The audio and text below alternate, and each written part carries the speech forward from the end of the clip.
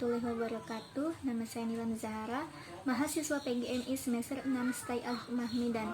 Baiklah, pada kesempatan kali ini saya akan membahas sebuah materi yang berjudul Sasaran Administrasi dan Sistem Pengarsipannya. Untuk pengertian sasaran administrasi sendiri yaitu merupakan suatu rumusan khusus mengenai apa yang diinginkan dalam kurun waktu tertentu. Sasaran merupakan suatu tindakan yang bersifat spesifik, terinci, dapat diukur, dan dapat diwujudkan. Kemudian juga harus menyatakan alokasi anggaran dari sumber-sumber yang akan mendukung pelaksanaannya. Sasaran dilaksanakan dalam jangka waktu pendek. Untuk selanjutnya, keberhasilan suatu organisasi atau lembaga dapat diukur dengan menyesuaikan tujuan jangka panjang.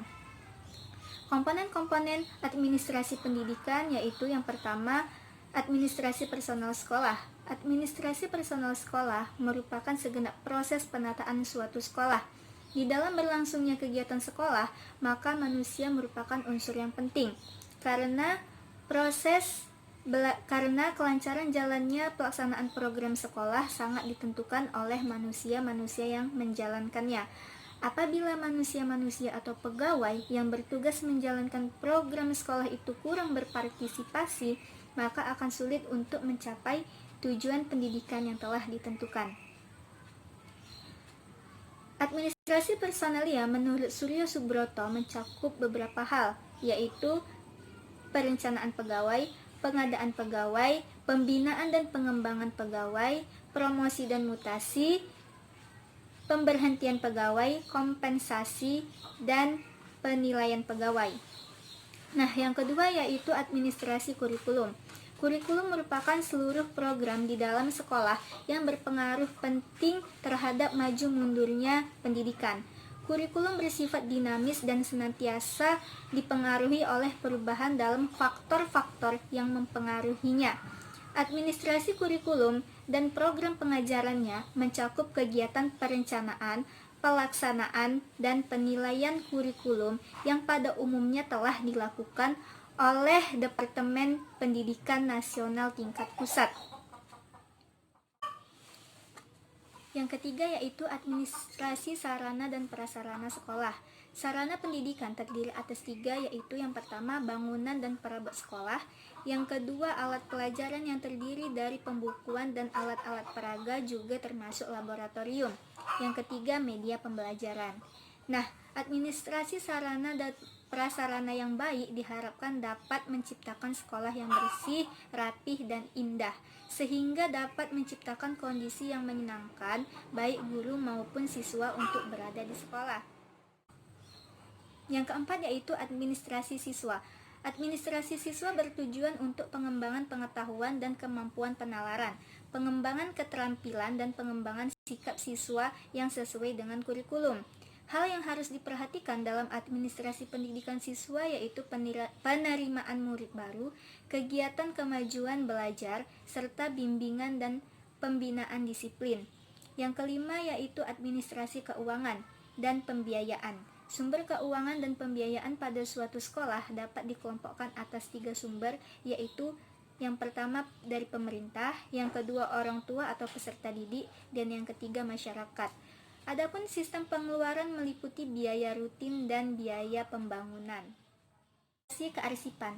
Administrasi kearsipan adalah penyelenggaraan administrasi atau penata laksanaan kearsipan yang memperlancar jalannya surat menyurat keluar dan masuk. Kearsipan adalah kegiatan yang berkenaan dengan pengurusan arsip-arsip atau surat berharga sesuai dengan prosedur yang berlaku. Hal-hal yang perlu dilakukan untuk menjaga arsip yaitu yang pertama, perlindungan arsip. Perlindungan arsip merupakan suatu usaha untuk melindungi arsip dari berbagai kemungkinan terjadi, seperti kejadian, peristiwa, ataupun perbuatan yang dapat mengakibatkan arsip menjadi tidak aman, rusak, hilang, ataupun lain sebagainya. Nah, yang kedua tujuan perlindungan arsip. Tujuan perlindungan arsip dilakukan agar arsip tidak hilang, tidak jatuh ke tangan orang yang tidak bertanggung jawab, tidak disalahgunakan oleh orang-orang tertentu yang hanya mementingkan kepentingan dan keuntungannya sendiri, dan juga agar tidak mudah cepat rusak. Kemudian yang ketiga, penyimpanan arsip. Penyimpanan arsip hendaknya dilakukan pada tempat yang aman namun mudah untuk didapatkan kembali apabila sewaktu-waktu arsip diperlukan kembali. Nah, yang keempat yaitu pengawetan arsip. Usaha yang dapat dilakukan untuk mengawetkan arsip yaitu reproduksi, fotografi, restorasi, laminating arsip, dan lain sebagainya. Jenis-jenis sistem administrasi kearsipan yaitu ada 5. Yang pertama, sistem alfabet.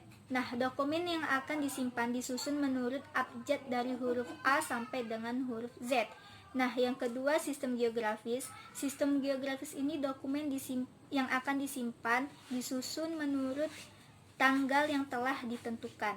Yang ketiga, sistem kronologis. Dokumen yang akan disimpan disusun menurut urutan nomor yang dimulai dari nomor 1 sampai seterusnya. Yang kelima yaitu sistem subjektif.